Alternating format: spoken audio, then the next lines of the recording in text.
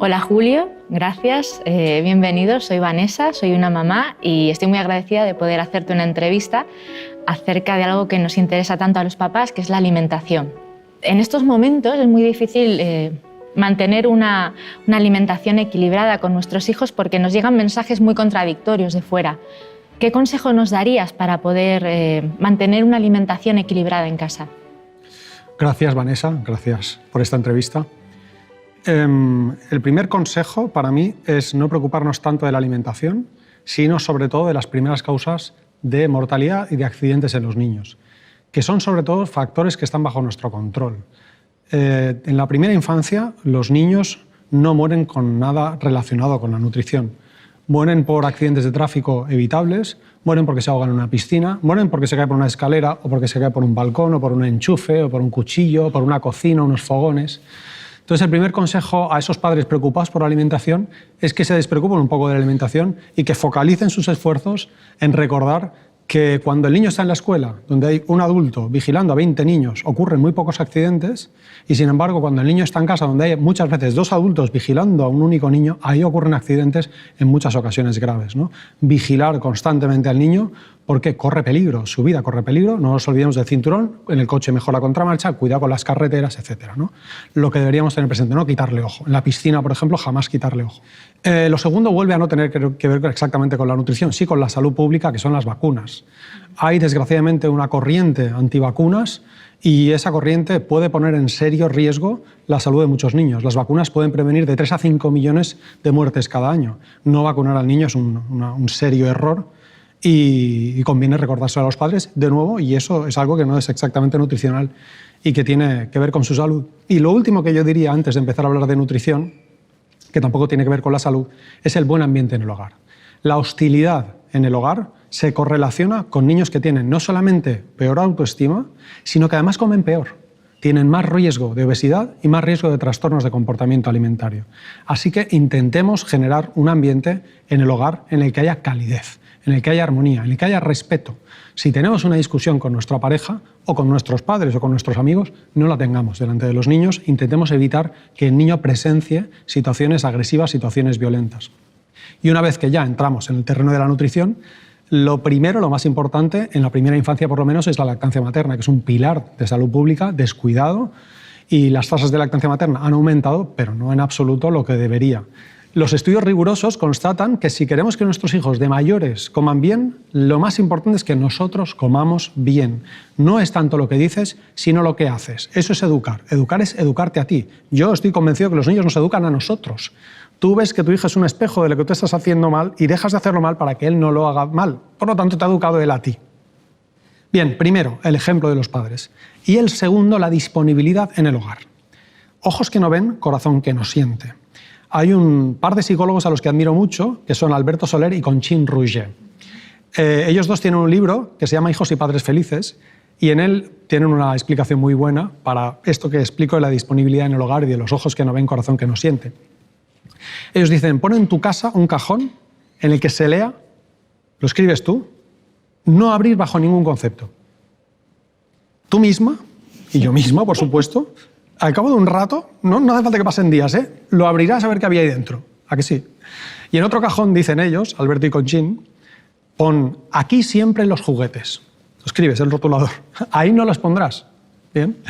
Si esto nos cuesta a los adultos, a mí mismo, por ejemplo, me cuesta contenerme con el chocolate. Yo sé que el chocolate es un alimento cariogénico y obesogénico y que no es muy nutritivo, pero me cuesta contenerme. Por lo tanto, no sé dónde está. Yo sé que en casa hay chocolate, pero no sé dónde está. ¿Por qué? Porque tengo 3 hijas y de vez en cuando celebramos algún cumpleaños. Pero supongo que el chocolate que tendrás será cuidado, ¿no? Es un chocolate de una marca con mucho azúcar, supongo que será un chocolate cuidado, de un porcentaje puro o casi puro. Sí. Es recomendable, ¿no?, tomar chocolate si es puro, porque creo que hace conexiones con las neuronas mucho más rápidamente, ¿no? No. ¿No? Eso es falso e ilegal. Oh. Sí, si fuese legal lo pondría en la etiqueta. Es decir, cuando algo es legal, cuando algo por ejemplo, cuando te dicen, este yogur disminuye el colesterol, ¿vale? Eso es legal y por eso lo ponen, si no, no lo pondrían. Otra cosa es que disminuye el riesgo cardiovascular. Esos yogures que bajan el colesterol no bajan el riesgo cardiovascular, que es lo importante, ¿no? Pero bueno, es legal decir que bajan el colesterol. Si esto se permite es porque hay una legislación que lo ha aprobado. En el caso del chocolate no se ha permitido y estarían encantados de hacerlo. El chocolate, la palabra chocolate y salud son bastante incompatibles. Tú tienes que pensar que el chocolate es un producto superfluo y si piensas que el 90% o el 70% es más saludable, probablemente comerás mejor. No, el chocolate que yo tengo en casa es el chocolate normal y corriente, porque como no hay grandes diferencias, pues mira, compra el más barato, ¿no? Esa es la filosofía nuestra. Bueno, como digo, si a mí me cuesta contenerme con el chocolate, yo que soy nutricionista, imagínate mis hijas, si les va a costar contenerse con los productos que están buenísimos y que son superfluos. La disponibilidad en el hogar es determinante, de igual manera que lo es la lactancia y de igual manera que es el ejemplo en el hogar. Y la disponibilidad en el hogar significa, sobre todo, que cuando llegues a tu casa, y cuando yo llegue a mi casa, y cuando la gente que nos escucha llegue a su casa, abra el armario de las magdalenas, de las galletas, de los croissants, de las patatas fritas de bolsas, de la bollería en general. Abra la nevera en la que hay refrescos, mal llamados refrescos porque son bebidas azucaradas. Abra esa nevera donde hay un montón de postres lácteos. Abra ese congelador donde hay un montón de helados, 365 días del año, no solamente en verano, y lo tire todo a la basura. Y lo guarde para una ocasión especial. Y ese día lo compras una pequeña cantidad y solo consumes esa pequeña cantidad. Y para los niños, a mí me gusta mucho una campaña que promovió Michelle Obama, que se llamaba la campaña 5210. Una campaña que para mí resume bastante bien qué es o qué debería ser la salud infantil, los pilares de la salud infantil. 5210, unos números importantes. Primero, 5 raciones de frutas y hortalizas como mínimo cada día. Esto no significa que tengamos que obligar al niño a que se lo coma. Sencillamente ponemos a su alcance raciones de frutas enteras y hortalizas. Si se las quiere comer, bien. Y si no, también bien. La educación también pasa por la exposición, porque sepa que está ahí. 2 horas máximo de pantallas al día. Eso incluye tablets, móviles, por supuesto televisión y ordenadores. 2 horas máximo de pantallas al día. 1 hora mínimo de actividad física al día y 0 bebidas azucaradas. Y dentro de este 0 tenemos que incluir, por supuesto, a los zumos, de los cuales, si quieres, luego hablamos. Sí. Que es un tema... Iba a preguntarte justamente cuando estabas hablando de la alimentación en casa, ¿no? En verano, los niños no suelen estar en casa, si van a campamentos o van a casa de los abuelos o aparecen los helados o los zumos, ¿no? Entonces quería preguntarte cómo, en ese caso, ¿qué consejos nos darías para seguir manteniendo la alimentación equilibrada y sana que sí hacemos en casa? Bueno, es difícil. A los niños, cuanto más le prohíbes algo, más ganas tienen de hacerlo. Prohibir es despertar el deseo. Nos pasa también a los adultos, también le pasa al niño, ¿no? Si nos cuesta convencer a los que nos rodean para que deje de comer bien, ¿cómo vas a convencer a tu hijo? Si cuando tú vas a casa de tus amigos hay un montón de productos superfluos, ¿de quién es la culpa? ¿Del niño? ¿Tuya porque no se lo has hecho a tus amigos? ¿De tus amigos en casa de tus padres, de tus suegros, en las colonias, en la escuela? Tenemos un ambiente en el que todo el mundo tiene normalizado que por un poquito no pasa nada y que de algo hay que morir, ¿no? Yo lo que recordaría en estos casos es, primero, llevarme siempre comida sana encima. Si tú llevas comida sana encima, el niño la va a comer. Tarde o temprano la va a comer. Tendrá hambre en algún momento y tú si la llevas, la comerá. Intentar explicar a la gente que nos rodea que no solo es cuestión de comer, que también es cuestión de jugar, que podemos celebrar pues, de otra manera que no sea exactamente comiendo y comiendo comida basura, ¿no? Pero sobre todo recordaría que, fíjate, lo que he dicho al principio proviene, ahora te digo el qué, proviene de un metaanálisis muy serio, de un estudio riguroso. La disponibilidad en el hogar, el ejemplo de los padres y la lactancia son lo que determinan la salud infantil desde el punto de vista nutricional a largo plazo. Entonces, el papel de la escuela, el papel de las excepciones, el papel de los cumpleaños, sí es importante, pero no es determinante. Lo determinante es el día a día, lo que hace cada día tu hijo en casa. Entonces, más que buscar, ¿no?, la pelea en ese momento, la discusión con la gente que nos rodea, me relajaría y pensaría, bien, esto es excepción y esto no es lo que está nutriendo a mi hijo. Lo que está nutriendo a mi hijo es el ejemplo cotidiano, es los alimentos que yo tengo en el hogar. Y acabando con lo de qué es la alimentación saludable en la infancia, acabaría con 3 reflexiones más. La primera es que no es cuestión de comer bien, sino cuestión de dejar de comer mal. Pensamos que podemos compensar un patrón malo de alimentación con productos que tienen un sello eco, que dicen que no tienen gluten, que tienen lactosa o que, por ejemplo, dicen que no tienen azúcar. Y no funciona así. Es mucho mejor pensar en lo que dejamos de hacer mal. ¿Qué es comer bien para los expertos en salud pública? En la primera infancia la lactancia materna, sobre todo, o en su defecto, la leche de fórmula. Perfecto. Y a partir de los 2-3 años en adelante, la alimentación saludable se puede resumir en más vegetales, menos animales y pocos o ninguno productos procesados y alimentos superfluos. Esa sería la clave de una buena alimentación. Es mucho a resumir, pero es que en el fondo es así de simple. la reflexión. Hablaste antes de los zumos o los jugos, ¿no? Que eso es un tema que sé que te interesa, y a nosotros también, porque hasta hace muy poco, bueno, hasta que salían estudios o personas o nutricionistas como tú que cuestionaban los zumos de fruta, se hacían zumos en casa todo el tiempo, era una manera de tomar vitaminas aleatoria a la fruta. Entonces, ¿cómo es más sana tomar la fruta y sobre todo qué frutas nos recomiendas especialmente en verano? Cualquier fruta, en cualquier época del año, es siempre saludable, siempre que la tomemos entera. Los estudios que indican que los zumos de fruta, aunque sean caseros, promueven la obesidad y aumentan el riesgo de diabetes, tienen muchos años. Los zumos de fruta son desaconsejables. Claro, no son veneno, no se pueden comparar desde luego a, yo qué sé, una bebida alcohólica, ¿no? O una bebida entre comillas energética, es cierto, ¿no? Pero la población tiene integrada esta creencia de que nos dan las vitaminas que no estamos tomando porque nuestro patrón de alimentación no es saludable y queremos compensarlo tomando el zumo de fruta. Y entonces aquí ocurren dos cosas malas. La primera es que tú crees que te faltan vitaminas y no te faltan vitaminas. A la población española, adulta o infantil, en general no le faltan vitaminas. Hay alguna vitamina deficitaria, como por ejemplo el embarazo, que es el ácido fólico y te lo suplementa, el propio ginecólogo te lo suplementa. Pero en general a la población no le faltan vitaminas, le sobra azúcar, le sobra sal, le sobran calorías vacías, le sobran grasas insaludables, le sobra alcohol, le sobran ultraprocesados. Es más, tiene más sentido quitar lo malo que añadir lo bueno. Ese es el primer fallo, pensar que nos faltan vitaminas. Y el segundo fallo es que ocurre la paradoja de que tú te tomas el zumo de fruta pensando que hace salud y ocurre justamente lo contrario. Es decir, estás tomando algo que promueve la obesidad. ¿Por qué promueve la obesidad? Porque son calorías líquidas. Cuando tú masticas una pieza de fruta, eso te lleva un rato. Esa masticación ejerce un efecto de saciedad en tu organismo que no lo hace beber la fruta. Tú te puedes beber un zumo de 3 naranjas en 8 segundos. Esos azúcares entran rápidamente en tu cuerpo y se pueden transformar en grasa si eres sedentario, como lo somos la mayor parte. España es el país más sedentario de la Comunidad Europea, ¿no? Total, ¿por qué no ocurre esto con la fruta entera?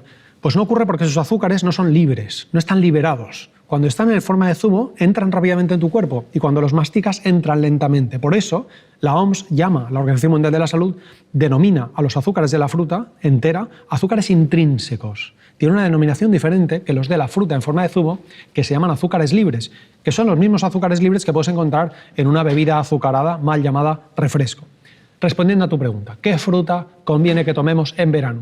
La que sea de estación, la que encuentres barata cerca de tu casa. A mí me gusta mucho la nueva guía de la Generalitat de Cataluña de alimentación, no sé si la conoces, que se llama Pequeños cambios para comer mejor. Esta guía ha renegado de la famosa pirámide de la alimentación. ¿Te suena la típica pirámide de la alimentación? Pues por primera vez esta nueva guía reniega de la pirámide y envía 3 mensajes a la población simples, que son 3 columnas. La primera columna dice más, la segunda columna dice cambia a y la tercera columna dice menos. Es bastante fácil de recordar. Sí. Más cambia menos, ¿no? En el más, ¿qué te dice? Más frutas y hortalizas, más legumbres, más frutos secos, más vida activa y social. Y social, come en familia, come mirándote a los ojos con tus hijos. De hecho, comer con tus hijos mirando a los ojos probablemente es más importante que lo que hay en el plato. Más nutritivo que lo que hay en el plato. Cambia a agua. Bebe agua del grifo si es potable en tu zona, que es más saludable y además es más sostenible y más ecológica. Cambia a productos integrales. Cambia a alimentos de temporada y proximidad.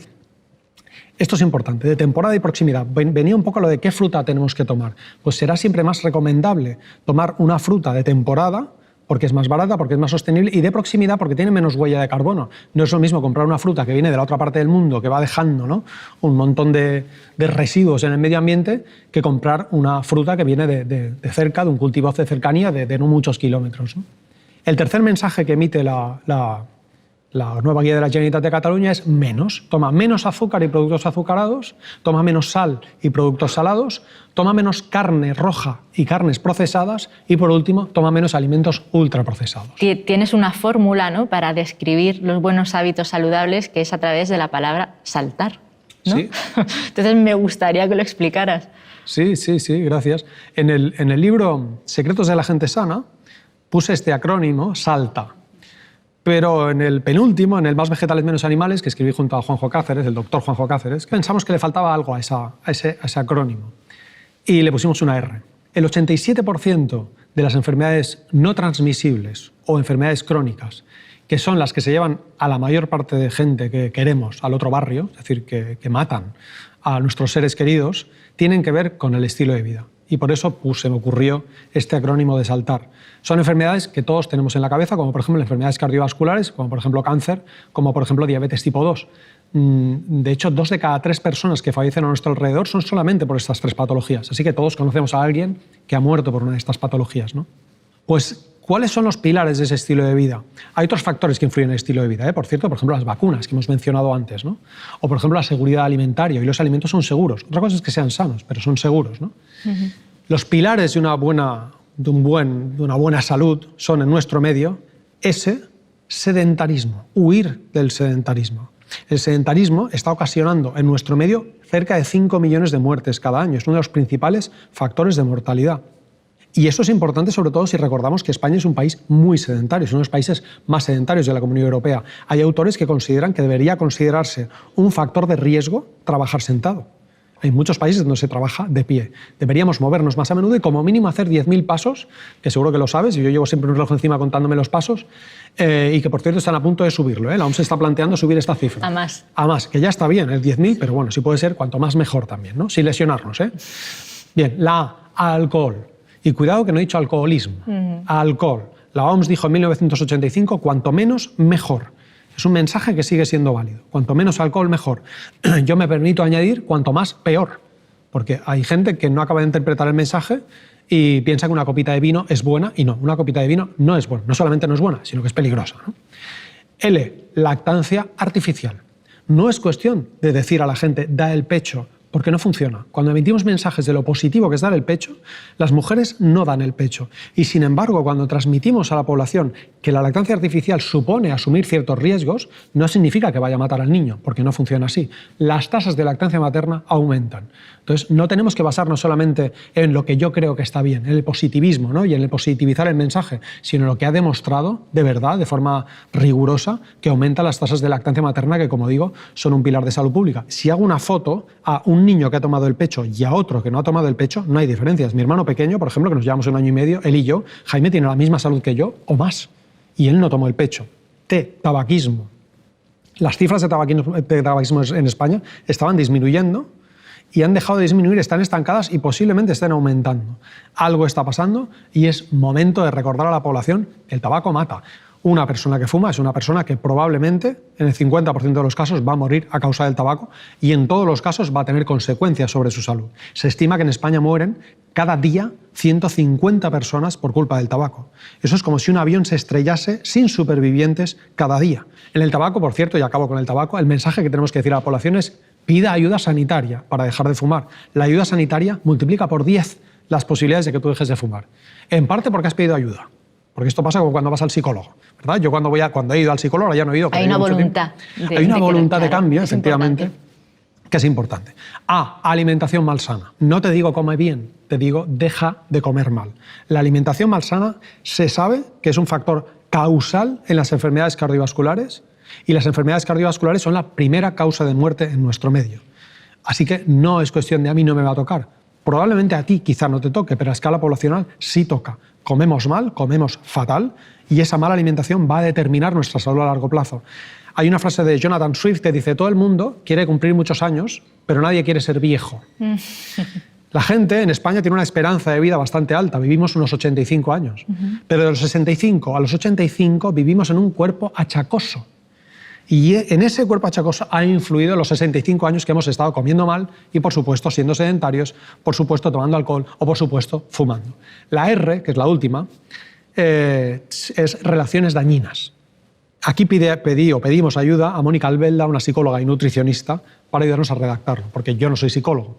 Y le pedí que me ayudase a redactar ese capitulito del libro, ¿no?, de relaciones dañinas. Lo resumo en lo siguiente. Es importante que tú abandones el sedentarismo, que tú no tomes alcohol o que tomes cuanto menos mejor, que des el pecho a tus hijos, que no fumes, que no sigas una dieta insana. Pero no lo vas a hacer si vives rodeado de gente dañina, porque no vas a tener ganas. Yo suelo explicar que con mis hijas no queremos que coman bien, queremos que quieran comer bien. Y eso pasa por sobre todo, respeto, por el rodearlas de un ambiente cálido. Pasa lo mismo con tu salud. Si tú estás rodeada de gente que te agrede, de gente agresiva, de gente dañina, sea jefe o compañeros, sea tu pareja, sea tus padres o sean tus amigos, muy probablemente vas a fumar, muy probablemente vas a beber alcohol o no vas a dejar de hacer esos malos hábitos. Así que probablemente esta R de relaciones dañinas es la más importante de todas.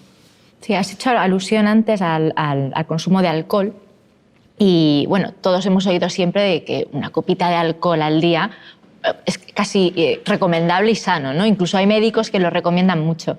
¿Qué hay de verdad en esto y qué base científica hay? Y sobre todo, ¿qué dicen los estudios científicos acerca de cómo afecta el alcohol en nuestra salud? Buenísima pregunta. Los médicos, esto es una frase que circula mucho, ¿no? Los médicos aconsejan la copita de vino o los cardiólogos aconsejan la copita de vino.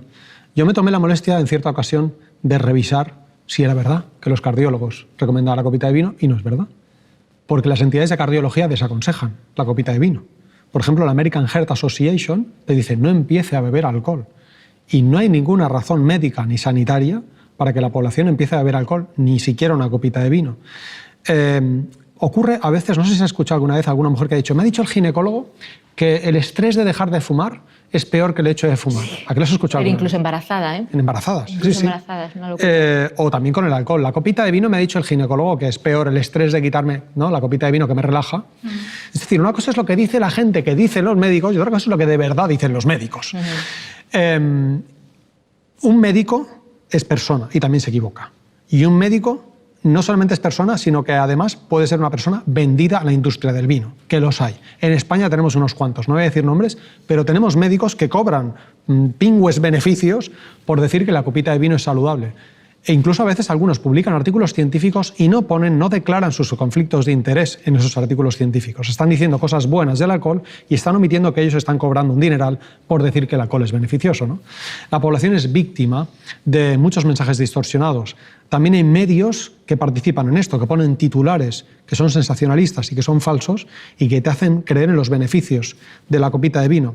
Hay un investigador llamado Jürgen Rehm, que es uno de los líderes de la investigación en alcohol, es de la Organización Mundial de la Salud, y él una vez calculó que los mensajes en los medios de comunicación positivos relacionados con el alcohol multiplican por 10 los mensajes negativos relacionados con el alcohol. Entonces, es normal que tú lo pienses, porque estás viendo 10 veces más mensajes positivos con respecto al alcohol que mensajes negativos. La ciencia, el artículo más reciente, publicado en Lancet, en una revista científica muy rigurosa, dice que el alcohol causa 2,8 millones de muertes cada año en el mundo. Los accidentes de tráfico en el mundo matan a 1 millón de personas cada año. Es decir, el alcohol mata 3 veces más personas que los accidentes de tráfico. Y sin embargo, cuando subimos en el coche nos ponemos el cinturón de seguridad e intentamos respetar, al menos la mayoría, las normas. La gente toma alcohol muy a menudo. La población española toma más calorías a partir del alcohol que a partir de las legumbres. Así que alguien tiene que decir que ese mensaje torticero y manipulado de que la copita de vino es buena, alguien tiene que extinguirlo. Ese estudio de Lancet, concretamente, decía no hay un nivel consumo de alcohol. El nivel más seguro de consumo de alcohol, eso incluye cerveza, eso incluye vino, champán o cualquier otra bebida alcohólica, es 0. Eso es lo que aparece en ese mensaje. ¿Por qué? Porque a partir de cualquier dosis de alcohol empieza a aumentar el riesgo de diversas patologías. Una de esas patologías es el cáncer de mama.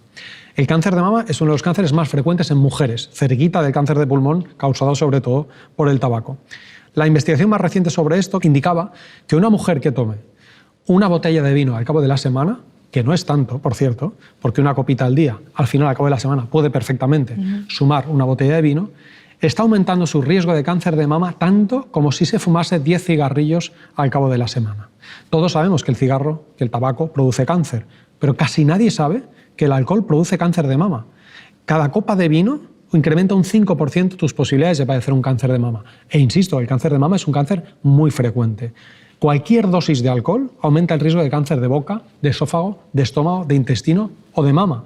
Así que el mensaje que tenemos que transmitir es un mensaje de precaución. Pero ojo, el alcohol no solamente incrementa el riesgo de cánceres, por ejemplo, o de enfermedades cardiovasculares, que por cierto no disminuye su riesgo, sino que aumenta las posibilidades de que tú tengas un evento cardiovascular.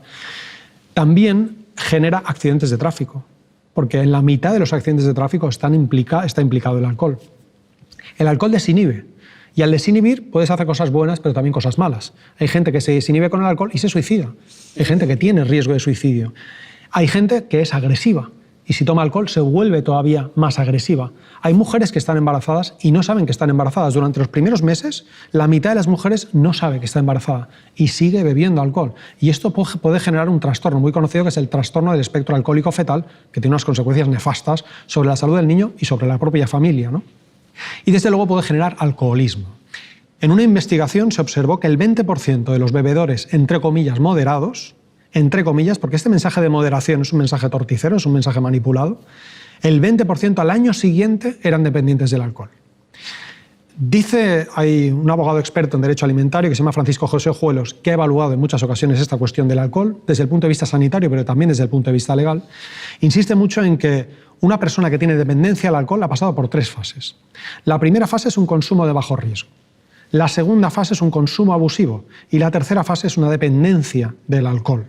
Esa persona que llamamos alcohólica, primero tenía un consumo moderado. Sea porque una persona que tenía una predisposición genética a convertirse en dependiente del alcohol, o sea por circunstancias de la vida, ha acabado siendo dependiente del alcohol, y eso pone en serio riesgo su salud. El consumo moderado, entre comillas, es de riesgo. De riesgo, por ejemplo, el riesgo de cáncer de mama, que lo incrementa de forma lineal, y los otros cánceres que he citado. Pero es que yo no sé si cuando salga de este plató va a pasar algo en mi vida que me va a hacer que ese consumo de bajo riesgo vaya a ser un consumo de elevado riesgo. Si hay una desgracia en mi vida, que lo puede haber ahora mismo en la tuya y en la mía, probablemente no pasaré a tomar menos alcohol si ya lo tomaba, pasaré a tomar más alcohol para desinhibirme o para alejarme de mi propia vida. Es mejor que no esté presente en nuestro día a día el alcohol por estas razones, por el riesgo de dependencia, pero también por el riesgo de generar trastornos a nuestro cuerpo, pero también al cuerpo de los demás, por accidentes de tráfico, por el feto, por personas inocentes, por ejemplo, gente que conduce un camión, o gente incluso que hace tiro con arco o tiro con escopeta y que se le va porque está bajo los efectos del alcohol, o gente que tiene una grúa. Esto ocurre muy a menudo. El mensaje que tenemos que decir es cuanto menos mejor.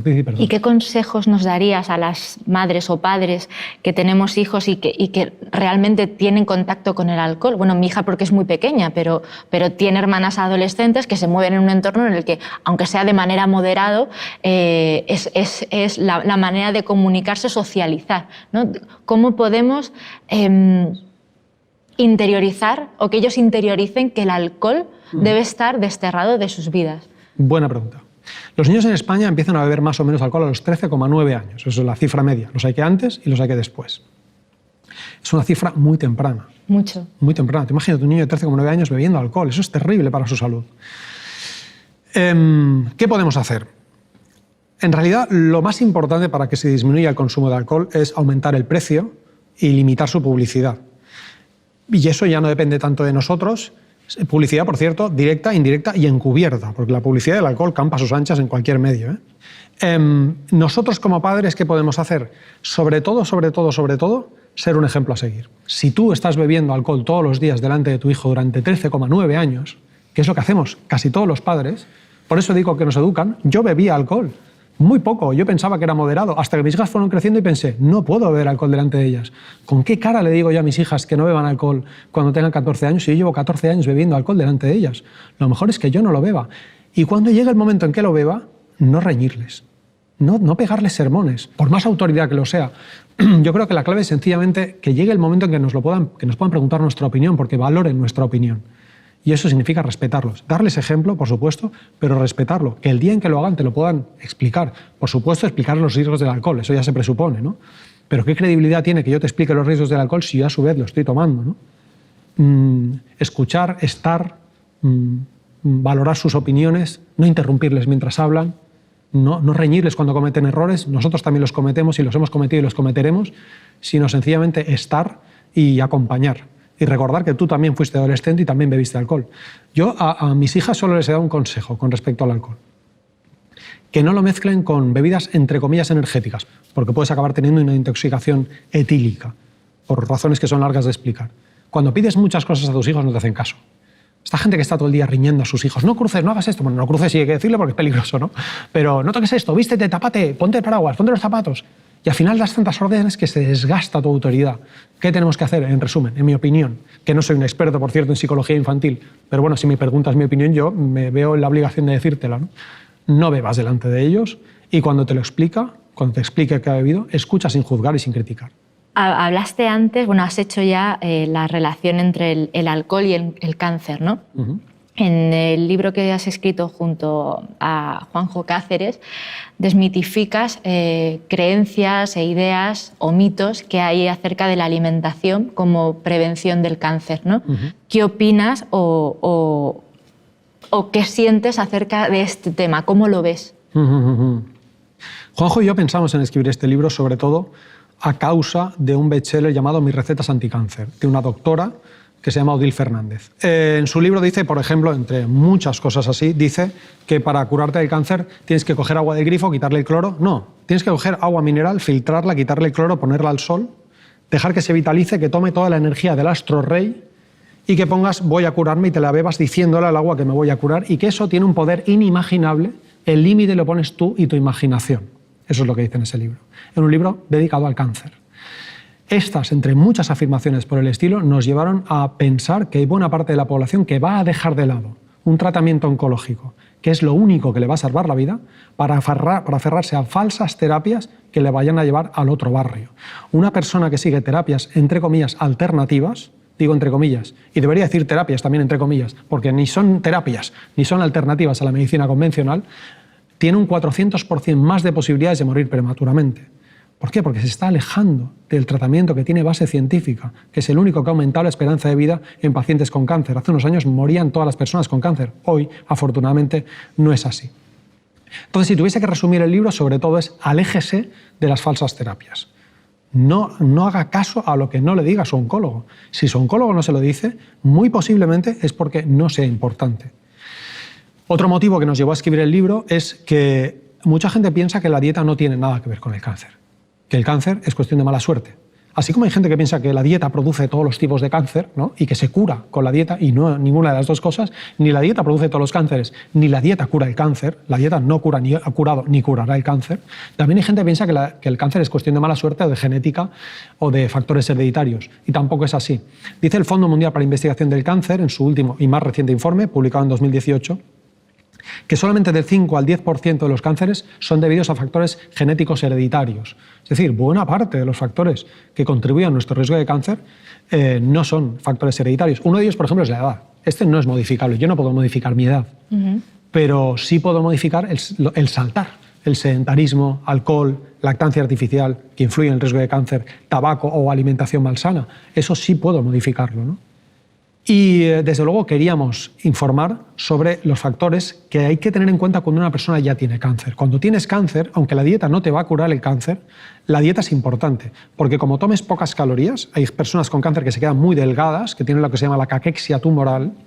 Cuando se queda una persona muy delgada con el cáncer, aumenta las posibilidades de morir prematuramente. De hecho, hay cálculos que estiman que el 50% de los fallecimientos por cáncer se deben a la caquexia tumoral, a la pérdida de masa muscular y de masa corporal ocasionada o bien por el cáncer o bien por los propios tratamientos, que tienen efectos adversos. Te salva la vida, pero tienen efectos adversos. Ahí cobra importancia la figura de un nutricionista que sepa adaptar la alimentación de la persona que está sufriendo efectos adversos de la enfermedad o del tratamiento para conseguir que se reponga adecuadamente. No es lo que le cura el cáncer, pero sí es lo que palía los efectos adversos, por ejemplo, yo qué sé, boca seca o diarreas o vómitos o anorexia. Anorexia entendida como falta de apetito, no como anorexia nerviosa, ¿no? Y también hemos dedicado un par de capítulos más. Uno dedicado a la obesidad y otro dedicado a la lactancia materna. Carlos González también quiso escribir el libro un poco por la misma situación que nos pasó a él y a mí, a Juanjo y a mí.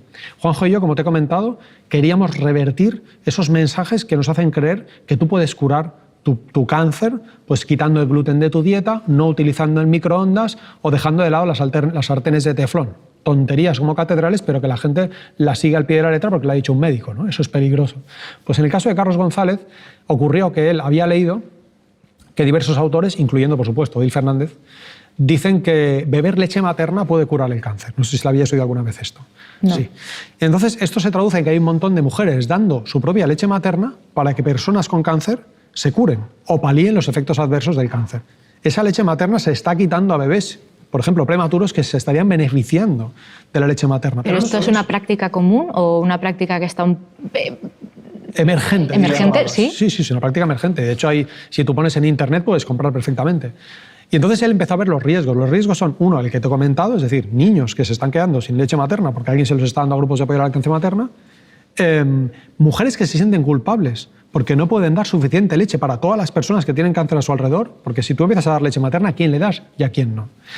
Es un riesgo porque hay gente que adultera la leche materna, porque si tú vendes leche materna en Internet, cuanta más vendas, más dinero tendrás, y desalmados hay por todas partes. Entonces basta que le pongas agua u otras cosas que no son agua para que conviertas ese producto en algo arriesgado. Y es arriesgado también porque la conservación de la leche materna es buena, pero no es infinita. Y puede contaminarse con microorganismos. Una persona con cáncer es una persona que tiene el sistema inmunitario o puede tener el sistema inmunitario deprimido. Si le das algo que no solamente es inútil para tratar el cáncer o para paliar los síntomas, sino que encima puede poner en riesgo su salud, estás haciendo un flaco favor a la salud pública. Así que Carlos González en ese capítulo se dedicó sobre todo a desmentir estas cuestiones. Y por último, y acabo, la obesidad. La obesidad es un factor de riesgo de cáncer. No he dicho que cause, pero es un factor de riesgo de cáncer. ¿Es modificable? Si recuerdas, hace un momento he dicho que la edad no es modificable, pero es un factor de riesgo. Cuantos más años tenemos, más modificación en nuestras células, más mutaciones, más posibilidades hay de que tú tengas un cáncer. ¿La obesidad es modificable? Pues yo creo que no. A escala poblacional no. A título individual hay gente que sí, que consigue adelgazar, pero la mayor parte de personas, la inmensa mayor parte de personas que padece obesidad, no es porque es víctima de la obesidad, no va a revertir la situación. Entonces me dediqué sobre todo a mirar la literatura científica que decía sobre esta relación obesidad y cáncer, para llegar a la siguiente conclusión. Lo explico con una pequeña metáfora y acabo. Imagínate que tienes un taxi delante de tu hotel. Sales de tu hotel y tienes un taxi. El taxi es nuevecito, reluciente. El conductor es un conductor joven. El motor está perfecto. Los cristales están limpios. Te puedes subir en ese taxi o te puedes subir en un segundo taxi. Este segundo taxi ya no es nuevo. Los cristales no están tan limpios. El conductor no es tan joven. Seguramente tú te subirías en el primer taxi. Bien. El segundo taxi es la obesidad. La obesidad es un factor de riesgo. Ese taxi, que no es tan nuevo, cuyo motor no es tan nuevo, cuyo conductor es más mayor, seguramente tiene más riesgo de tener un accidente. En el caso de la obesidad, una persona con obesidad tiene más riesgo de padecer cáncer. Pero hay un dato que no he dicho. ¿Quién conduce? No solamente miremos la edad de quien conduce. En el primer caso, el conductor es un conductor que va bajo los efectos del alcohol, que conduce de forma temeraria y que ha tenido varios accidentes de tráfico. Y en el segundo caso, el coche viejo, lo conduce una persona que nunca ha tenido un accidente de tráfico, que no conduce bajo los efectos del alcohol y que no conduce de forma temeraria. ¿En cuál te subirías? En el segundo. Eso es la obesidad. Una persona con obesidad que sigue un buen estilo de vida no tiene más riesgo de cáncer que una persona que tiene normopeso, que una persona con normopeso que fuma, que bebe alcohol, que es sedentaria. Entonces no es cuestión de mirar los kilos, sino es cuestión de mirar los hábitos. No es cuestión de mirar el coche, es cuestión de mirar quién conduce ese coche. Ese era otro motivo que nos llevó a escribir el libro de Dieta y Cáncer. Entonces, ¿debemos confiar en la agricultura convencional? ¿No estamos expuestos a demasiados pesticidas? La gente está desorientada con esta cuestión. Entre otras razones, porque nos cuesta mucho cambiar de hábitos. Es mucho más fácil pensar que enfermedades muy graves y muy prevalentes, como el cáncer, están causadas por factores de los que nosotros tenemos poco control o factores que son reduccionistas, que son fáciles de controlar. Sería muy sencillo disminuir el cáncer tomando productos ecológicos, ¿a que sí? ¿Por qué no lo dicen las entidades de referencia? No lo dicen porque es mentira. El Fondo Mundial para la Investigación del Cáncer es fácil encontrarlo en Internet. Si tecleas World Cancer Research Fund, que es su nombre en inglés, y después pones Ecologic o Organic Foods, verás una página web, no hace falta que leas el informe, en el que dice que no hay ninguna prueba de que los productos convencionales tengan relación con el cáncer, ni sus pesticidas ni sus fertilizantes. Y tampoco hay ninguna prueba de que los productos orgánicos o ecológicos disminuyan el riesgo de cáncer. ¿Por qué lo dicen? ¿Están pagados por alguien? No lo dicen porque no hay pruebas. Y sería sencillo dejar de tomar productos convencionales para tomar productos ecológicos y disminuir así nuestro riesgo de cáncer. Pero, como te digo, es reduccionista y seguramente generará el llamado efecto halo. El efecto halo se produce cuando tú piensas que haciendo un pequeño cambio en tu estilo de vida te proteges de las enfermedades crónicas y ese efecto halo es contraproducente. Por ejemplo, la leche materna sabemos que es beneficiosa, y está bien decirlo, porque realmente es beneficiosa para la madre y para el niño. Entonces ahí podemos jugárnosla con el posible efecto halo. La madre que da el pecho a su hija, a sus hijos, confía en que eso es muy bueno y quizá desatiende el estilo de vida. Pero no suele ocurrir. Y sin embargo, con este otro tipo de afirmaciones que no son ciertas, buena parte de la población a la que le cuesta mucho dejar de fumar, a la que le cuesta mucho dejar de beber alcohol, a la que le cuesta mucho dejar de ser sedentaria, a la que le cuesta mucho dejar de comer mal, se aferra a que está pagando mucho dinero por un producto ecológico y inconscientemente desinhibe comportamientos insaludables. Por eso es importante ser riguroso. Los alimentos convencionales son totalmente seguros, es decir, no aumentan el riesgo de cáncer ni de ninguna patología. No sé qué ocurre a largo plazo con el medio ambiente, con el hecho de utilizar demasiados pesticidas, demasiados fertilizantes, pero sí sé que hoy por hoy las tasas de enfermedades crónicas que vive nuestro medio no guardan relación con los pesticidas ni con los productos utilizados en el crecimiento o en la prevención de enfermedades o en el tratamiento de enfermedades del ganado, contra lo que mucha gente cree. Las carnes rojas o las carnes procesadas no aumentan el riesgo de cáncer de colon, ni por los pesticidas ni por los antibióticos. No se sabe por qué aumenta el riesgo de cáncer de colon. Se sabe que aumenta, pero no está claro por qué. Y ya está bien que no esté claro, porque si estuviese muy claro, la industria alimentaria lo que haría, mire, le quitamos los nitritos y ya está, ya puede comer toda la carne que quiera. Si eso no es totalmente cierto, sería peligroso volver a comer carne, ¿no? Pues la cuestión es que no está totalmente claro. Hay un estudio de Larson, publicado en 2018 en una revista científica, que evaluó el riesgo de tomar productos con pesticidas y lo comparó con el riesgo de tomar alcohol. Hemos dicho que cualquier dosis de alcohol es peligrosa. Todas las dosis de alcohol es peligrosa, entre otras razones porque es una sustancia adictiva. No sé qué persona va a acabar desarrollando una dependencia alcohólica, o no sé si estás embarazada, etcétera, etcétera, ¿no? Las situaciones que hemos comentado antes. Pues bueno, concluyeron que el riesgo de los pesticidas es comparable a tomarte una copa de vino cada 7 años. Es decir, es un riesgo bajo.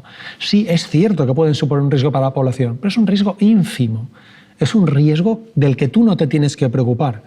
Y sobre todo que no te despiste de esos otros riesgos que sí que sabemos que influyen mucho en tu esperanza y en tu calidad de vida. Tabaquismo, sedentarismo. Ya sé que hay que repetirlo una y otra vez, pero es que es un mensaje que por más veces que lo repitamos, como hay tantas presiones para distraernos, pues todas las veces que lo digamos será poca. Viene a colación hablar de los hábitos, de las modas de los hábitos saludables, ¿no? Como que hay que comer de todos los alimentos para tener una alimentación equilibrada, y sobre todo también me gustaría citar las dietas detox, etcétera, ¿no? ¿Qué nos podrías decir acerca de esto? Hace mucho tiempo que la población cree que para comer saludablemente hay que comer de todo. Hace unos 60 años o 70, cuando tú ibas a comprar la comida, había comida. Hoy casi lo que nos rodea, casi todo, es sustancias comestibles. No es exactamente comida. Cuando entras a un supermercado, la mayor parte de cosas que te vas a encontrar son sustancias comestibles, preparados alimenticios, pero no son exactamente comida, entendiendo comida como algo nutritivo, como algo que te aporta nutrientes sin aportarte sustancias que pueden poner en riesgo tu salud a largo plazo. En el caso de los niños, por cierto, hay una investigación que encontró que una investigadora se dedicó a ir a diversos supermercados y a recoger los alimentos dirigidos a niños. Y encontró que el 90% eran malsanos. O sea, es un campo de minas para los niños, que además son alimentos que tienen un diseño especial para que los niños te lo pongan en el carro y tú tengas serias dificultades para quitárselo de sus manos. Hoy tomamos demasiadas calorías y por lo tanto el déficit de nutrientes ya no es tan relevante. No nos faltan nutrientes. Como he indicado antes, nos sobran azúcares, sales, grasas, calorías vacías. Y la investigación científica nutricional ha mostrado que a más variedad dietética, más obesidad. Cuanto más comes, cuanto más variedad de cosas comes, más posibilidades tienes de tener obesidad y patologías relacionadas con la nutrición. Comes menos frutas y hortalizas y comes más productos superfluos, más alimentos salados, azucarados, más bebidas entre comillas refrescantes, más alimentos precocinados, ultraprocesados. Así que deberíamos cambiar este paradigma, el paradigma de la población que cree que comer sano es o comer carne a la plancha y ensalada, que esto también todavía lo piensa mucha gente, ¿no? Eso no es la clave de la dieta saludable, es más vegetales, menos animales y pocos o ninguno productos superfluos y alimentos ultraprocesados, y pensar en que alejarnos de lo que hoy nos rodea y que nos quieren hacer que lo necesitamos es clave para seguir una dieta sana. No comas mejor, deja de comer peor.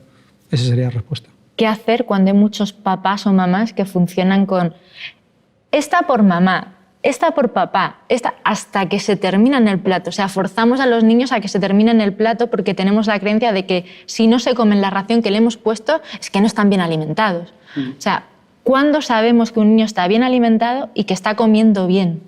Confiando en un sabio y ancestral mecanismo llamado saciedad, que está en tu cerebro. El mecanismo del apetito, del hambre y de la saciedad del niño está milimétricamente diseñado para que no muera de hambre, sobre todo si tiene comida alrededor, que es nuestro caso. El caso es que cerca del 85% de los padres, y esto se ha visto en estudios realizados con población de diferentes niveles socioeconómicos y culturales, es decir, no solamente ocurre en gente con bajos ingresos o con altos ingresos o con poca cultura o con mucha cultura, nos pasa a todos, intentamos de una u otra manera obligar, coaccionar, chantajear, presionar para que el niño coma, sea con regalos, sea con premios o también sea con castigos o con amenazas. El Comité de Nutrición de la Academia Americana de Pediatría dice que la estrategia más comúnmente utilizada por los padres para que coman es el soborno. Es una palabra fea, feísima. Y yo no quiero que mis hijas coman. Yo quiero que mis hijas quieran comer y quieran comer bien, ¿no? Presionar, chantajear, coaccionar a los niños para comer se ha demostrado científicamente que aumenta las posibilidades de que el niño tenga obesidad o de que tenga trastornos de comportamiento alimentario y de que coma menos frutas y hortalizas y de que coma más alimentos malsanos. De hecho, el autoritarismo, cuando los padres utilizan el autoritarismo como manera de, entre comillas, educar, se sabe que multiplica por 5 las posibilidades de que el niño tenga obesidad. O sea, los padres en realidad entran en la llamada profecía del autocumplimiento. Utilizan una estrategia para que el niño sea obediente y al final acaban generando un niño que es precisamente más desobediente de lo que hubiese sido si nunca hubiesen hecho nada. Pero sobre todo es que obligar al niño a comer es antiético. Los niños tienen un apetito muy variable. Se define con 2 palabras, errático e impredecible. Errático e impredecible significa que habrá niños que tienen más apetito un tiempo y luego menos, y habrá niños que suceda lo contrario. En una investigación se observó que niños y niñas comparables, del mismo sexo y edad e incluso peso, tenían necesidades calóricas tan diferentes que en muchos casos eran el doble. Niños que tú ves exactamente de la misma talla, sexo y edad, uno al lado del otro, uno está comiendo el doble que el otro. Y es normal, está cubriendo sus necesidades calóricas. Es como que su motor es más grande, el motor entre comillas de su coche, de su cuerpo, como si fuese más grande o como si consumiera más combustible. Y no va exactamente correlacionado con lo que se mueva o no se mueva el niño. Como nadie lo sabe, como no lo sabe un nutricionista, como no lo sabe un experto en fisiología alimentaria, como no lo sabe un pediatra, como no lo sabe un epidemiólogo, sino que lo que lo sabe es tu hijo, lo más sensato es confiar en eso y respetarlo. Ocurre en muchas ocasiones, por cierto, que el niño por la mañana desayuna comida malsana, productos superfluos. Desayuna un vaso de leche con un cacao azucaradísimo, desayuna cereales entre comillas de desayuno, digo cereales entre comillas, por cierto, porque tienen un 30% de azúcar. 30% de azúcar significa que cada 3 cucharadas una es azúcar. Por eso el pediatra Carlos Casabona, otro pediatra sabio, les llama chucheales. No sé si lo sabías. No. Chucheales. No son cereales. Ese nombre se lo han inventado ellos. ¿Por qué esto llamarle cereales de desayuno? Es un nombre impostado, ¿no? Desayunan postres lácteos azucarados. En invierno y en verano, en muchas ocasiones, desayunan helados o incluso patatas de estas de bolsa, aperitivos, ¿no? O sea, fatal. Bollería, por supuesto. ¿Qué ocurre a la hora de la comida? Que no tienen hambre. Entonces los padres les obligan a comer. ¿Pero sabes por qué no tiene hambre ese niño? Porque ha desayunado mal, evidentemente. Porque ha desayunado muchas calorías. Muchas calorías. Ha desayunado alimentos que tienen una alta densidad calórica. Son alimentos que en poca cantidad te aportan un montón de calorías. Y piensas, bueno, casi no ha comido. No, es que ha comido bombas calóricas. A ti te parece que ha comido poco, pero son alimentos, por ejemplo, la manzana te aporta pocas calorías para el rato que tienes que estar masticando. En este caso ocurre justo lo contrario. Pues el niño come poco por 2 razones. La primera ya la has dicho. Una es que se ha tomado una bomba calórica. Pero hay otra razón por la que el niño no come a la hora del mediodía. Lo que tú le ofreces a la hora del mediodía es menos sabroso y menos apetitoso que lo que le has dado en el desayuno. Y no solo eso, sino que sabe que cuando salga del cole, quizá no lo sabe ni conscientemente, lo sabe inconscientemente, sabe que cuando salga del cole, a la hora de la merienda, ¿qué va a merendar el niño? Mira las papeleras de las escuelas y lo sabrás. Yo me harto de hacer fotos en las papeleras de las escuelas. están llenas de envases de productos superfluos. El día en que veo una piel de plátano, una manzana, una naranja, vamos, lo pongo en las redes sociales diciendo aleluya. Alguien ha merendado una fruta, ¿no? Porque no es normal, los niños meriendan fatal, igual que desayunan. ¿Qué ocurre a la hora de la cena? Que ese niño no tiene hambre. ¿Por qué? Porque ha tomado un montón de calorías en la merienda. Y además lo que le ofreces en la cena es menos apetitoso y menos sabroso que lo que le has dado en la merienda. Así que casi no cena. ¿Qué ocurre en el desayuno? ¿Qué desayuna el niño? Es un círculo vicioso. Es un círculo vicioso. Los padres piensan que ese círculo vicioso se rompe obligándole a comer espinacas, obligándole a comer patata hervida, obligándole a comer guisantes, ¿no? Cosa que muchos niños no quieren comer, y con razón, porque son alimentos que tienen poca densidad calórica. Su cerebro le dice que eso no tiene calorías, ¿no? ¿Cómo va a comer el niño eso? Si le quitas lo otro. O sea, no le obligues a comer bien. Deja de darle de comer mal. En ese momento tu hijo empezará a comer bien. Hablando de bombas calóricas, me transportas mucho al momento de los cumpleaños de los niños de clase o de los amigos. Es un momento crítico para los papás. Yo, por ejemplo, entro en un momento de locura, de pánico, la madre neurótica detrás de mi hija, porque es que me encuentro todo lo que no come en casa y que no es sano, accesible. Y claro, ¿qué hace mi hija? Que se tira todo el cumpleaños, están los niños jugando y ella está con el plato de gusanitos. Su cumpleaños es ese. Sí. Y me da una pena tremenda y no sé qué hacer porque creo que yo sí estoy funcionando de una manera correcta. Creo que no es que los niños no tienen que tener un camino tan accesible a cosas que no son sanas. ¿Qué consejos nos das a los papás que vivimos esa situación y que en ese momento tampoco puedes estar encima del niño? Como sabemos que prohibir es despertar el deseo, además lo sabemos a ciencia cierta. Cuando al niño se le obliga a comer o se le prohíbe un alimento, lo que sucede es lo contrario. Si te digo no comas gusanitos, no comas gusanitos, no comas gusanitos, o te digo come espinacas, come espinacas, come espinacas, le va a pasar a tu hijo lo mismo que te ocurre a ti. Tú sabes que los gusanitos son insaludables, pero tu hija no lo sabe. Esos sermones que mucha gente da con respecto a la alimentación saludable, no digo que tú le estés dando, tú estás preocupada, que es distinto y con razón, porque yo también lo he estado muchos años, ¿no? Esos sermones son contraproducentes. Si son excepción, si estás todos los días celebrando cumpleaños, oye, perdona, hay que tomar medidas, no puede ser que tu hijo esté todo el día comiendo productos malsanos. Pero si es algo que ocurre de forma excepcional y en tu casa tú tienes productos saludables y encima predicas con el ejemplo, eso no va a influir negativamente sobre la salud de tu hijo. Y sin embargo, sí tenemos la certeza de que como se lo prohibamos, es posible que tenga un deseo desenfrenado por tomarlo cuando tú no estés delante. La relación entre las bebidas azucaradas y la obesidad es aplastante, hasta el punto de que las entidades de referencia aconsejan evitarlas. Esto es un mensaje muy gordo, porque las entidades de referencia siempre te dicen disminuya el consumo, reduzca, modere, pero nunca te dicen evite. Y la palabra avoid es una palabra que lleva unos cuantos años en los consensos, en las guías clínicas de referencia.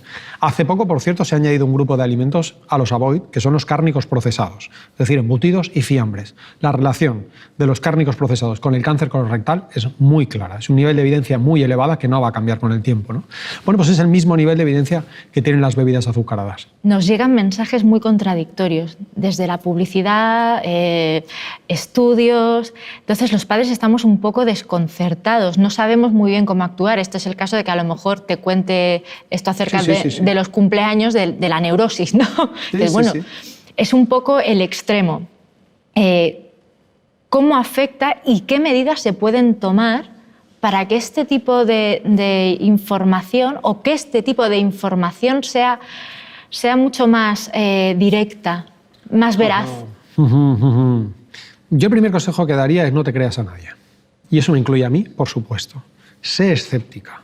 No solamente es cuestión de que desconfíes de los demás, es mucho mejor que tú persigas la verdad, porque a lo mejor sí que hay alguna verdad dentro de esa maraña de mentiras que nos rodean, ¿no? Pues bien, Ben Goldacre indicó en un estudio científico que la mayor parte de las noticias relacionadas con la nutrición en los medios de comunicación no se basan en evidencias científicas rigurosas, ¿no? En ocasiones es por desconocimiento, pero en otras ocasiones es porque hay alguien pagando ese titular que tú crees que es ciencia y que no lo es. Por ejemplo, en el caso del vino que hemos visto antes, está demostrado que muchos de esos titulares que nos invitan a beber alcohol en realidad no son más que reportajes encubiertos, ¿no? Bueno, pues tenemos por una parte medios irresponsables, por otra parte una industria codiciosa, Una industria que invierte un dineral en que tú creas que hay que comer de todo, o que tú creas que el desayuno es la comida más importante del día, que no lo es. O que tú creas que añadiendo vitamina D a tu alimentación, o vitamina C, o calcio, o magnesio, o fósforo, o cualquier otro nutriente, aminoácidos esenciales u omega 3, que tú creas que eso te va a dar salud, cuando en realidad no funciona así. La nutrición es más bien dejar de comer mal que comer bien, como hemos dicho antes. Pero ahí justamente en el tema de la industria codiciosa, en el ítem de la industria codiciosa, un dato que es muy, muy revelador. Hace unos años, una entidad hizo un cálculo del dinero que invertía cuando estaba todavía Michelle Obama y Obama en Estados Unidos en la presidencia.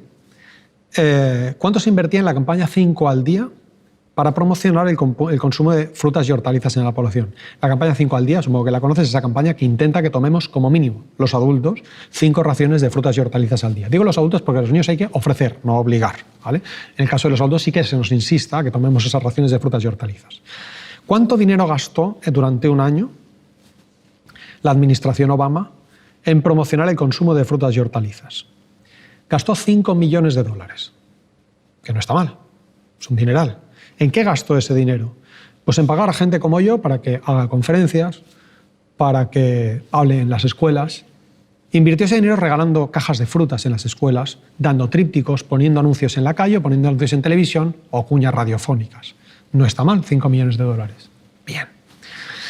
En ese mismo año, la industria del fast food dirigida a niños, ya respiras hondo, ojo que no he dicho la industria alimentaria, ni he dicho la industria del fast food, que es una parte de la industria alimentaria. La industria del fast food dirigida a niños invirtió $5 millones al día en promocionar sus productos. Eso es una industria codiciosa. No hay educación que frene ese tsunami, un tsunami de publicidad depredadora, que así se define, no me he inventado yo el término. Lo único que podemos hacer, sobre todo, al menos los que tienen poder para ello, es cambiar la legislación, prohibir el marketing de la publicidad malsana dirigida a niños, que hay muchos países europeos donde se ha prohibido y en España todavía no, y debería hacerse urgentemente en cualquier medio, se incluye YouTube, que tu hija cuando vea YouTube lo primero que le va a salir es un producto, un anuncio o de alcohol o de productos malsanos, directo, indirecto, encubierto. En la serie que más le guste saldrá alguien bebiendo alcohol o comiendo productos malsanos. Pero hay más, hay una legislación insuficiente. Esto lo aborda de forma magistral el abogado Francisco José Ojuelos, que he mencionado anteriormente, que es un gran divulgador y además un gran abogado especializado en temas de alimentación. Tiene un libro que se llama El derecho de la nutrición, en el que indica que es cierto que hay una legislación alimentaria que no está mal, pero es que no se está aplicando. Estamos haciendo la vista gorda ante un montón de situaciones que ponen en riesgo nuestra salud. Cuando hay un riesgo muy elevado hay que poner coto, y ahí ya es hora de poner coto a la publicidad depredadora de la industria alimentaria. De ahí lo de la legislación insuficiente. Pero hay más ítems. Hemos visto 3, vamos a ver uno más. Charlatanes. Cuando sale por televisión un supuesto experto diciéndonos que para mejorar tu alimentación basta con que tomes un superalimento, por ejemplo, algo que ocurre muy a menudo en alimentación, o por ejemplo que tomes zumo de limón en ayunas, ¿a que lo has oído? Mucho. Mucho, es alucinante. Yo cada conferencia que doy pregunto, ¿cuánta gente toma zumo de limón en ayunas? Un montón de gente levantando la mano, por el amor de Dios. ¿Eso quién lo ha dicho? Un charlatán. O sea, ningún científico en sus cabales diría que el zumo de limón en ayunas sirve para algo. Pero también hay más, hay sanitarios negligentes, que son los más peligrosos. Porque una cosa es que un charlatán desacreditado diga algo relacionado con la nutrición, que sea un sinsentido, ¿no? Los batidos verdes son buenos para desintoxicar, que es una trola como una catedral, ¿no? Pero otra cosa es que lo diga un sanitario en bata blanca con toda la credibilidad del mundo. Y si ese sanitario además ocupa un cargo importante, el daño que puede ejercer sobre la salud pública es tremendo. El ejemplo más claro es Dukan. La dieta Dukan, ahora la gente no se acuerda, tú sí, pero hay mucha gente que ni se acuerda, ¿no? Pero en 2011 Dukan ganaba 100 millones de euros cada año. Ese hombre se forró engañando a la población. Pero llegó el día en que el Colegio de Médicos de Francia le expulsó de su colegio, ¿no? Esto en España, por cierto, no ocurre. Allí afortunadamente ocurrió. Nadie se acuerda de ello.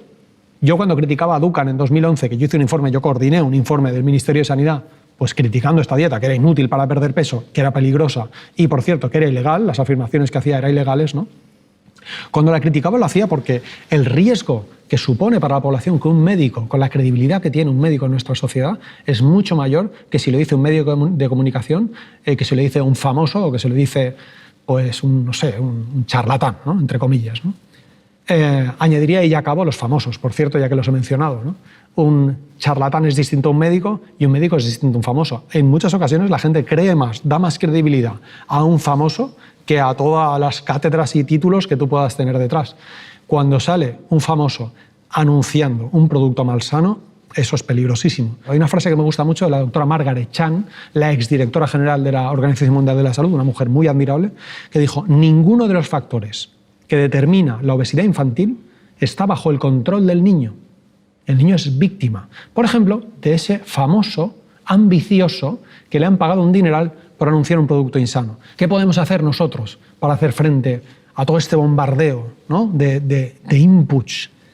Quien tiene poder para cambiar la legislación, pues debería hacer lo posible y lo imposible. Los divulgadores, por nuestra parte, pues dejarnos la vida en eventos como este, ¿no? Y la población, evitar el sentido común porque no funciona mucho, ser críticos, que funciona un poco más, pero sobre todo intentar tener criterio propio. Lee, no te creas nada, duda. Tienes un libro, Más vegetales, menos animales, en el que no solo hablas de una alimentación alimentaria equilibrada, sino también sostenible. ¿Crees que este aspecto se está perdiendo? ¿Qué es una alimentación sostenible y cómo mantenerla? El libro Más vegetales, menos animales lo escribí junto a Juanjo Cáceres, el doctor Juanjo Cáceres, que precisamente es quien llevó el peso de ese capítulo, el peso de la sostenibilidad, del medio ambiente, del ecologismo. Coincide precisamente con el título del libro, por eso está en este libro: Más vegetales, menos animales. Y pocos o ninguno cárnicos procesados y alimentos superfluos, y eso, por cierto, no incluye el alcohol, porque el alcohol no es ni siquiera un alimento, ¿no? Las bebidas alcohólicas, insisto, cuanto menos mejor, y forman parte de nuestro día a día. Ya sé que es un mensaje políticamente incorrecto, pero a mí me toca decirlo, ¿no? El coste medioambiental de nuestras decisiones alimentarias es terrible. Si la población disminuye ligeramente su consumo elevado de carne, sobre todo de carnes rojas y procesadas, el impacto que va a tener eso sobre el medio ambiente a escala global es tremendo. Mucha gente piensa que para ser ecológico tienes que tomar alimentos orgánicos y con el sello bio y demás, y no funciona así, porque hay alimentos orgánicos, desgraciadamente, por culpa de que la legislación de los ecológicos, la gente se piensa que es maravillosa, pero es que no protege al ciudadano de la salud, ni tampoco exactamente del ecologismo. Muchos productos ecológicos que tú compras vienen de la otra punta del mundo. Eso tiene una huella de carbono, eso tiene un impacto medioambiental de emisiones de CO2 terribles, ¿no? Y sin embargo, el disminuir nuestro elevadísimo consumo de alimentos de origen animal, sobre todo de carnes rojas y procesadas, eso tiene un impacto tremendo. Mira, hay cálculos del doctor Joan Sabaté de la Universidad de Loma Linda de Estados Unidos, que ha publicado varias investigaciones sobre este tema, una en Public Health Nutrition, donde constató que producir 1 kilo de proteína animal en comparación con producir 1 kilo de proteína vegetal de prácticamente el mismo valor biológico, la misma biodisponibilidad o capacidad de absorción, el impacto que tiene sobre el medio ambiente es tremendo, hasta el punto de que se necesita, para producir la misma cantidad de proteína animal, ¿no?, de carne, se necesitan como 10 veces más agua, 10 veces más terreno cultivable, unas 12 veces más pesticidas, unas 12 veces más fertilizantes. Y además, para dar de comer hoy a la población española tanta carne como estamos tomando, no tenemos terreno cultivable suficiente, lo que significa que estamos pidiéndoselo al tercer mundo, o mejor dicho, a los países empobrecidos, que es como deberíamos llamarlos. Son víctimas, por cierto, ¿no? Entonces, utilizamos terrenos cultivables suyos que podrían estar siendo utilizados para que ellos comiesen saludablemente, para que nosotros comamos una gran cantidad de carne que no solamente no necesitamos, sino que además empeora nuestra salud. Y estamos en una crisis global ecológica, y que, en palabras de la Organización Mundial de la Salud, está empezando a ser irreversible. Y hay cosas que no podemos hacer, hay cosas que no podemos cambiar, pero hay cosas que sí que podemos cambiar. Y de hecho se estima que la gran parte de emisiones de gases de efecto invernadero provienen de la agricultura. Y eso nos implica a nosotros. Podemos, si todos nos ponemos de acuerdo, podemos hacer algo para mejorar el estado de la salud global. Porque el hecho de que tú tomas más o menos carne, a ti concretamente no te va a afectar mucho. A escala global sí influye mucho, ¿no? Pero sobre nuestros hijos, sobre los hijos de nuestros hijos, esas grandes emisiones de gases de efecto invernadero hará que su salud, que la salud de la gente a la que le estamos dejando el planeta, vaya a empeorar. Tenemos una muestra en el pescado. Seguro que sabes que el Ministerio de Sanidad español, como muchos otros gobiernos, desaconsejan el consumo de ciertos pescados en embarazadas y niños pequeños. Por el mercurio. Por el mercurio, porque has estado embarazada y lo sabes, alguien te lo ha dicho. De hecho, el Ministerio de Sanidad, desde que supo que ciertos pescados tenían demasiado mercurio hasta que advirtió de ese riesgo, pasaron 7 años. ¿Por qué? Por presión de la industria pesquera, claro, temerosa de reducir sus ventas, ¿no? Pero incluso con esa presión, al final el Ministerio de Sanidad ha desaconsejado en embarazadas y niños pequeños el lucio, el pez espada, el tiburón y el atún rojo. Que, por cierto, atún rojo, cuando te pones a navegar, acabas descubriendo que casi todo se puede llamar atún rojo, por lo tanto, mejor no tomar mucho atún durante el embarazo y en niños pequeños, ¿no? ¿Por qué tiene tanto mercurio el pescado? Pero no solo tiene mercurio, por cierto. Muchos pescados tienen dioxinas, furanos, sustancias perfluoralquiladas, cadmio, o sea, ¿no? ¿Por qué? Por nuestro daño al medio ambiente, el daño global. El daño no solamente de decisiones alimentarias, de otras como el hecho de fumar, de utilizar tanto envase, utilizamos demasiado envase, sobre todo en bebidas, bebamos agua del grifo, que es mucho más sostenible, ¿no?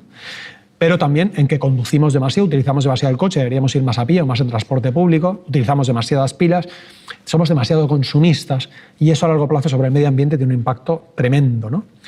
Algo que además podemos hacer, además de, por supuesto, disminuir el consumo de productos de origen animal, eso incluye leche, por cierto, eso incluye huevos, aunque sobre todo productos cárnicos procesados o carnes rojas, es disminuir el consumo de ultraprocesados, que tienen un envase y que tienen una manipulación que va generando residuos que se van quedando en el medio ambiente y que no se degradan, ¿no?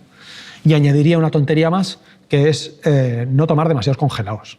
Porque los congelados, aunque un congelado, una alcachofa congelada es prácticamente igual que una alcachofa no congelada. Nutricionalmente no hay grandes diferencias, ¿no?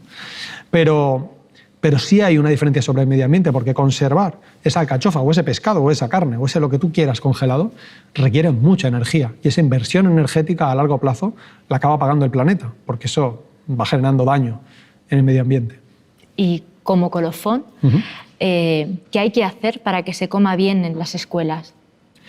Bueno, lo primero, recordar lo que hemos comentado antes, que es que el peso de la alimentación infantil no recae en las escuelas. El peso de la alimentación infantil recae en los hogares. La mayor parte de lo que va a comer el niño no lo come en la escuela, lo come en casa. Mira tus neveras, mira tu nevera, mira tu congelador, mira tu despensa. Eso es lo que tienes que mirar, sobre todo, lo que tú tienes en casa. Eso es lo primero, lo más importante. Y en cuanto a la educación nutricional en las escuelas, yo durante muchos años me he mostrado poco partidario de que se imparta una asignatura relacionada con la nutrición en las escuelas por varios motivos. Entre otros, si ni siquiera en España hay nutricionistas en la sanidad pública, algo que es perjudicial para la salud poblacional. Entre otros motivos porque discrimina, por cierto. Porque hoy por hoy en España, para que tú acudas a un nutricionista tienes que pagarlo. Y eso, insisto, es discriminatorio. Solamente quien lo puede pagar puede acudir al nutricionista.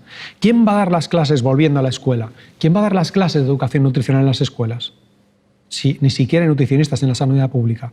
La va a dar a alguien que seguro que tiene muy buena intención, pero tiene conocimientos de nutrición, o pensará que hay que comer de todo, o pensará que hay que comer carne a la plancha, o pensará que hay que tomar productos ecológicos. Probablemente pensará todas estas cosas y son cosas que no reflejan la realidad nutricional.